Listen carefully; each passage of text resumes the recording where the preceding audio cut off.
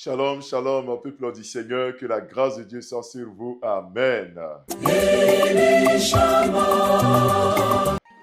Vous êtes sur la montagne en notre moment quotidien de prière. Et en ce mercredi, nous lisons le texte de 1 Chronique, le chapitre 21, le verset 1 qui dit ceci. Satan se leva contre Israël et il excita David à faire le dénombrement d'Israël. Amen. Bien-aimés dans le Seigneur, le thème d'aujourd'hui c'est « Lorsque Satan se lève contre toi ». Bien-aimés, David est roi d'Israël. Et alors que le règne de David se déroule à merveille, Satan va se lever contre tout le peuple d'Israël. Tous ceux dont David a la responsabilité. Tous ceux sur qui David a été établi. Et Satan, pour attaquer le peuple de Dieu, va passer par le roi, par le berger, par le premier responsable de la nation. Et ce premier responsable, c'était David.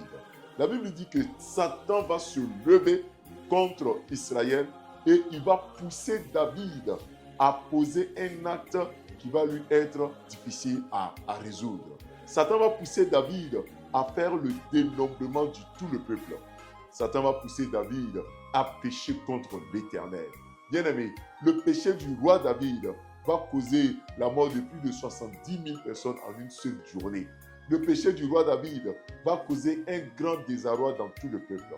Bien-aimé, ce passage nous montre que lorsque Satan se lève contre une famille, lorsque Satan se lève contre une nation, contre une entreprise, Satan peut passer par le premier responsable, pousser le premier responsable à commettre un péché, à faire ce que Dieu ne veut pas. Et dans notre cas, c'est le roi qui a péché. Frère, c'est pour cela qu'il est important pour nous de confier le roi, le président, le berger, les pasteurs, les hommes de Dieu, les chefs de famille, les pères, les mères, les responsables d'entreprise, les directeurs, tous ceux qui ont pouvoir de décision dans nos nations et dans nos entreprises. Nous devons prier pour eux. Parce que lorsque Satan va se lever contre tes enfants, Satan pourrait te faire une œuvre qui va être répréhensible. Lorsque Satan va se lever contre votre entreprise, il peut passer par le directeur.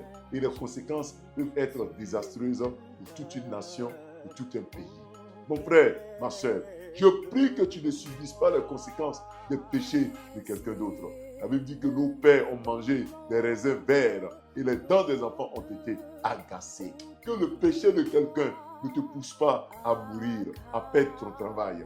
Que Dieu permette que si Satan veut t'exciter, te pousser au péché, que tu te relèves au nom de Jésus-Christ. Que l'Éternel te donne la clairvoyance, le discernement pour éviter de tomber dans le péché au nom de Jésus-Christ. Amen. Prions. Père, dans cette journée, tu nous montres que par le péché de David, Israël a payé un lourd tribut.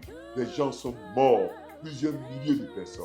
Et nous voyons par cet exemple que lorsque l'ennemi veut nous atteindre, qui n'arrive pas à nous atteindre, il passe par nos supérieurs, par nos bergers, par nos pères, par nos mères, par les chefs de famille, par les responsables d'entreprise pour nous faire payer le prix. Ce matin, Père, je t'en supplie, permets que le diable qui veut nous exciter au péché, qui veut nous pousser au péché, s'éloigne de nous au nom de Jésus-Christ. Que nous soyons plus que vainqueurs. S'il veut nous pousser à commettre un péché contre toi, Père, donne-nous le discernement pour que nous puissions échapper à ces mauvaises habitudes. Éternel des armées, donne-nous d'être agréables à toi, de marcher sur tes commandements. Je prie ce jour afin que ta présence soit sur nous, afin que tu bénisses notre journée. Nous sortons et nous reviendrons en bonne santé. Bénis cette journée. Permets que nous et nos familles soyons gardés. Permets que nous et nos enfants soyons gardés. Éternel des armées, bénis nos investissements, nos déplacements. Plusieurs parmi nous ont des déplacements à faire. Garde-les et permets-leur d'arriver sains et saufs.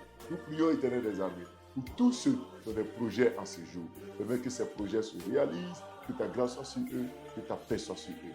Merci de nous garder, de nous bénir. Cette journée est bénie au nom de Jésus-Christ. Cette journée est une journée de paix, d'action de grâce. Je confesse et je déclare qu'en cette journée, la mort s'éloigne de nous, la maladie s'éloigne de nous. En cette journée, Père, tout projet d'accident s'éloigne de nous. En cette journée, ceux qui cherchent du travail ont un emploi. En cette journée, Je me souviens, Seigneur, de tous nos parents, tous nos frères et sœurs qui sont en prison, qui sont derrière les barreaux. Éternel, donne-leur de tenir ferme. Ceux qui ne sont pas convertis, donne-leur de se convertir à toi. Ceux qui ne sont pas encore jugés, donne-leur d'avoir le voir leur dossier être accéléré. Que les portes des prisons s'ouvrent, les portes des prisons physiques s'ouvrent au nom puissant de Jésus-Christ. Que nos bien-aimés soient relaxés au nom puissant de Jésus-Christ. Éternel des armées, libère les prisonniers, soutiens les prisonniers et permets-leur d'avoir une bonne repentance pendant qu'ils sont en prison et qu'ils sortent avec une bonne mentalité, celle de te servir et de t'obéir. Merci de bénir notre journée, de nous laisser aller dans la paix au nom de Jésus. Amen. Bien-aimés frères et sœurs, n'oubliez pas de partager ces moments de prière dans vos différents groupes. N'oubliez pas de vous abonner sur notre groupe WhatsApp et Telegram. N'oubliez pas de nous envoyer non plus vos sujets de prière, vos témoignages. Que Dieu vous garde. Shalom et à demain matin.